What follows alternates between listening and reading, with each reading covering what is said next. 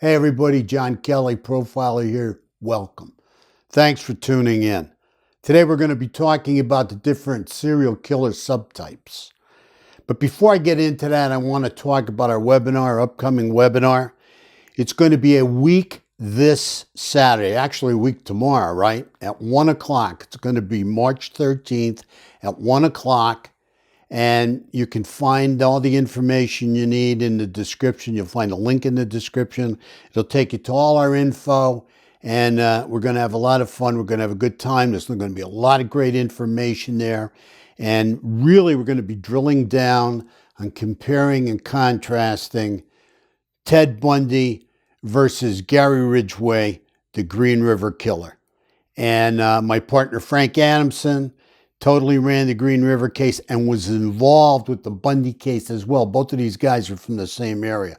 So I think you're going to find it very interesting, and you're going to get information that's kind of been on the back burner, and some of this information I don't think you've been privy to before. Okay, it's going to be very interesting. We're going to have a good time. Also, with that being said, I want to bring out my book. A lot of people have asked me, John, where'd you come from? How did you get into this field? And I wrote a book on it. Okay, this is The Good, the Bad, and the Ugly of John Kelly. And it's focusing more on my recovery, how I became a counselor and a psychotherapist, and how I eventually became a profiler. I think you'll find it very interesting. The names have been changed to not only protect the innocent, but to protect the guilty as well. But I think you're going to find a lot of names in here that you are familiar with.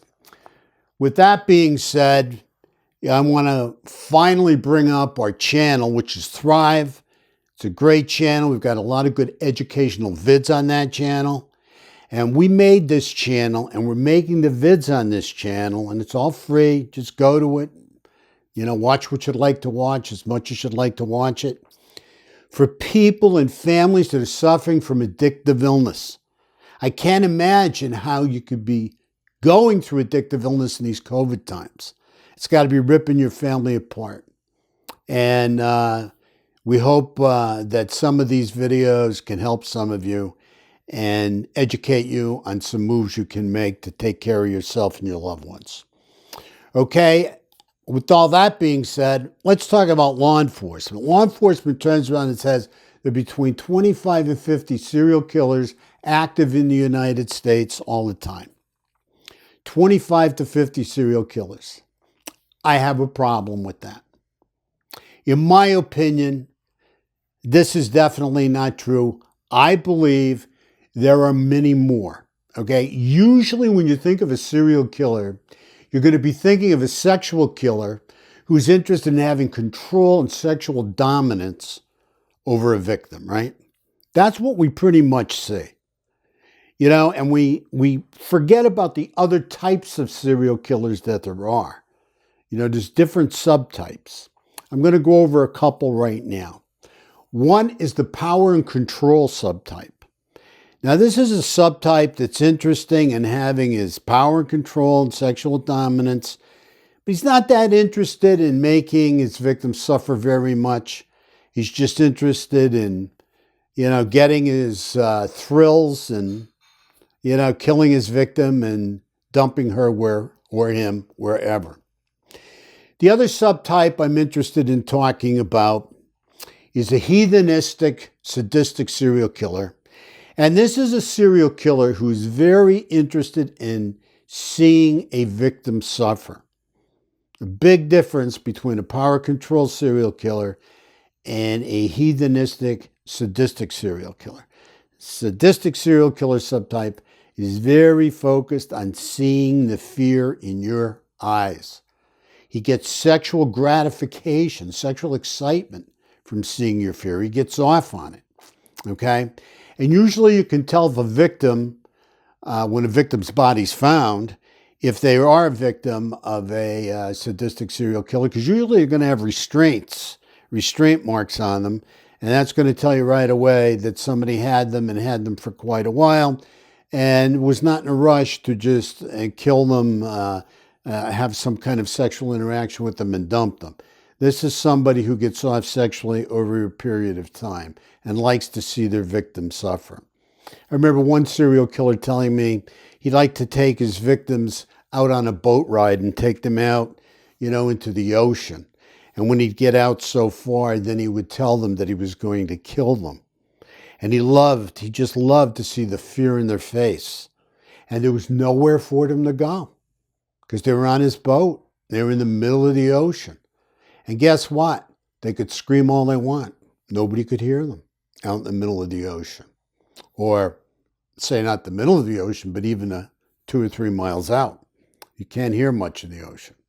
So anyway, the last serial killer subtype I want to talk about today is the comfort serial killer. This is a serial killer that kills for creature comforts. That's how he got the name, comfort serial killer. He kills for creature comforts like drugs, money, any kind of reason that's going to have to do with him gaining some kind of monetary value from it. It could be turf control. It could be over physical items. Hitmen, for example, are actually considered comfort serial killers because why? They go out and they kill for money. With that money, they can buy creature comforts. Okay, a lot of people don't understand this and don't think about this. So that's why when the powers to be in law enforcement say, well, we've got about 25 or 50 serial killers running around the country at any one time, I don't buy it. In my opinion, there's a lot more because we see the murders on TV every night. You see them all over the place, especially with the gangs and the gang violence and the gangbangers. These guys are killing for drugs. They're killing for money. They're killing for power. They're killing for control. They're killing for all the control they can get over their own turf and going after other people's turf, right? They're into selling drugs. I mean, it's all about the power to control and the money. And you have to ask yourself, do you think for 1 minute that any gangbanger has only killed one person?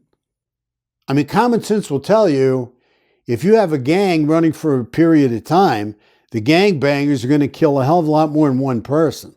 So what does that make them? That makes them serial killers because they're killing for, profit. In some way, they're going to profit for the killings.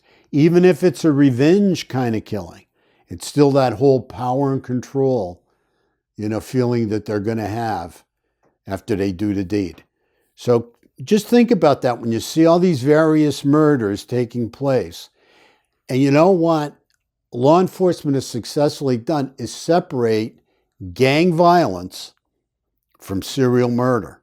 But yet, there's a lot of serial murder in gang violence. That's why I don't buy into there's only 25 or 50 serial killers at any one time working throughout the United States. I mean, that's possible, with sexual serial killers, but even there, I'm questioning it. I have to tell you that I can't thank you enough. We can't thank you enough for all the subscriptions. We love to get your comments, and we love all the info and feedback that you give us. We look at all of it. That's why it takes us time to respond to a lot of comments. So please continue please continue to subscribe. Please continue to comment, and please continue to send us any information you'd like to. Most importantly, thank you so much for tuning in to us. Make it a great day out there. Stay safe. Take care of yourself. God bless.